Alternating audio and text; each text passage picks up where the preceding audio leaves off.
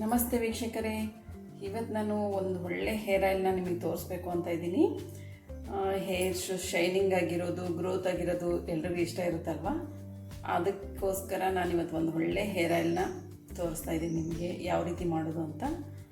ಯಾರೆಲ್ಲ ನನ್ನ ಚಾನಲ್ನ ಸಬ್ಸ್ಕ್ರೈಬ್ ಮಾಡ್ಕೊಂಡಿಲ್ವೋ ದಯವಿಟ್ಟು ಸಬ್ಸ್ಕ್ರೈಬ್ ಮಾಡ್ಕೊಳ್ಳಿ. ಹಾಗಾದರೆ ಬನ್ನಿ, ಸುಧಾಸ್ ರೆಸಿಪಿ ಕ್ರಿಯೇಷನ್ಸ್ಗೆ ಸ್ವಾಗತ.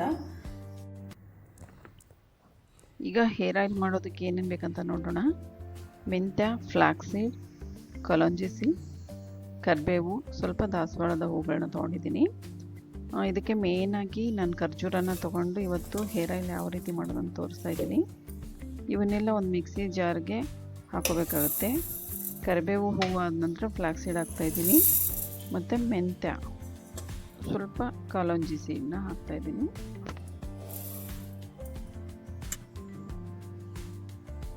ಇದಕ್ಕೆ ಖರ್ಜೂರನ ಎಲ್ಲ ಎಣ್ಣೆ ಕುದಿಬೇಕಾದ್ರೆ ಹಾಕೋಬೇಕಾಗತ್ತೆ. ಈಗ ಇವನ್ನೆಲ್ಲ ಒಂದು ಮಿಕ್ಸರ್ ಜಾರ್ನಲ್ಲಿ ಗ್ರೈಂಡ್ ಮಾಡಿ ಪುಡಿನ ಮಾಡ್ಕೊಳ್ಳಿ. ಪುಡಿ ಮಾಡಿದ ನಂತರನೇ ಇದಕ್ಕೆ ಕೊಬ್ಬರಿ ಎಣ್ಣೆನ ಸೇರಿಸ್ಕೋಬೇಕಾಗತ್ತೆ. ಸ್ವಲ್ಪ ದಪ್ಪ ತಳ ಇರೋ ಪಾತ್ರೆನ ತೊಗೊಂಡ್ರೆ ಎಣ್ಣೆ ಕುದಿಸೋಕ್ಕೆ ತುಂಬ ಚೆನ್ನಾಗಾಗುತ್ತೆ. ನಮಗೆ ಯಾವ ಭಯನೂ ಇರೋದಿಲ್ಲ, ಅದು ಸೀದೋಗುತ್ತೆ ಅನ್ನೋದು. ಈಗ ಈ ಟೈಮಲ್ಲಿ ನಾನು ಖರ್ಜೂರದ ಬೀಜಗಳನ್ನ ಹಾಕ್ತಾಯಿದ್ದೀನಿ. ಇವನ್ನ 2 ಪೀಸ್ ಮಾಡಿಬಿಟ್ಟು ಹಾಕಿಬೇಕಾದ್ರೆ, ಇಲ್ಲಾಂದರೆ ಹಂಗೇ ಹಾಕ್ಬೋದು. ಇವನ್ನೇ ಈಗ ಚೆನ್ನಾಗಿ ಕುದಿಬೇಕಾಗುತ್ತೆ. ಇದೆಲ್ಲ ಲೋ ಫ್ಲೇಮಲ್ಲೇ ಇದನ್ನು ಕುದಿಸ್ಕೊಳ್ಳಿ.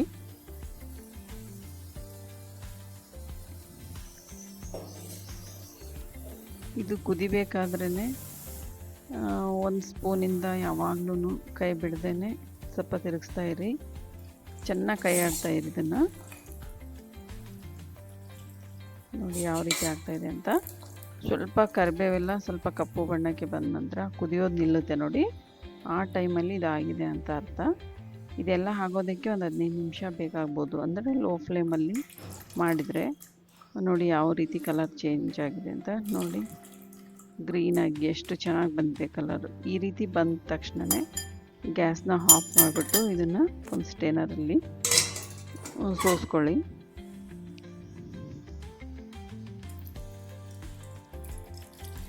ಎಷ್ಟು ಚೆನ್ನಾಗಾಗಿದೆ ನೋಡಿ ಕಲರ್ ಎಲ್ಲ.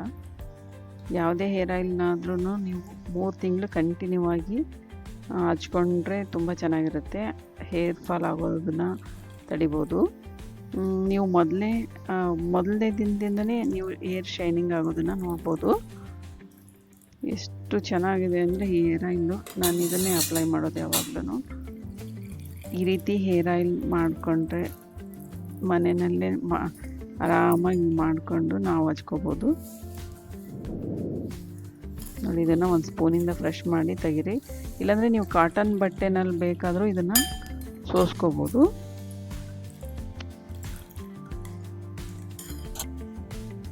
ನೋಡಿ ಎಷ್ಟು ಚೆನ್ನಾಗಿದೆ ಅಂತ. ಇದನ್ನು ಒಂದು ಪ್ಲಾಸ್ಟಿಕ್ ಬಾಟ್ಲು ಅಥವಾ ಗ್ಲಾಸ್ ಬಾಟಲ್ನಲ್ಲಿ ಸ್ಟೋರ್ ಮಾಡಿಟ್ಕೊಳ್ಳಿ. ನೋಡಿ ಬೇಕಾದರೆ ಹೇರ್ ಆಯಿಲ್ ನಿಮಗೆ ತುಂಬಾ ಇಷ್ಟ ಆಗುತ್ತೆ.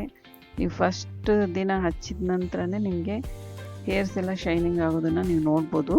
ಇದನ್ನು ಅಪ್ಲೈ ಮಾಡಿ 2-3 ಗಂಟೆಗಳ ಕಾಲ ಬಿಟ್ಟು ತಲೆ ಸ್ನಾನ ಮಾಡಿ. ನಾನು ಮಾಡಿರೋ ಹೇರ್ ಆಯಿಲ್ ನಿಮ್ಗೆ ಇಷ್ಟ ಆಗಿದೆ ಅಂತ ನಾನು ಅಂದ್ಕೊಂಡಿದ್ದೀನಿ. ಇಷ್ಟ ಆದರೆ ಸಬ್ಸ್ಕ್ರೈಬ್ ಮಾಡ್ಕೊಳ್ಳೋದನ್ನು ಮರಿಬೇಡಿ. ನಾನು ಮಾಡಿರೋ ಹೇರ್ ಆಯಿಲ್ ಹೇಗೆ ಅನಿಸ್ತು ಅಂತ ಕಮೆಂಟಲ್ಲಿ ತಿಳಿಸಿ. ಒಂದ್ಸರಿ ಟ್ರೈ ಮಾಡಿ, ತುಂಬ ಚೆನ್ನಾಗಿದೆ ಹೇರ್ ಆಯಿಲು. ನಾನು ಮಾತ್ರ ಇದನ್ನೇ ಕಂಟಿನ್ಯೂ ಆಗಿ ಯೂಸ್ ಮಾಡ್ತೀನಿ. ಹೇರ್ ಆಯಿಲ್ನ ಯೂಸ್ ಮಾಡಬೇಕಾದ್ರೆ ಒಂದನ್ನೇ ಯೂಸ್ ಮಾಡಬೇಕು. ಪದೇ ಪದೇ ಚೇಂಜ್ ಮಾಡೋದು ಒಳ್ಳೆಯದಲ್ಲ. ಕೂದಲು ಉದುರೋದು ತುಂಬ ಜಾಸ್ತಿ ಆಗುತ್ತೆ.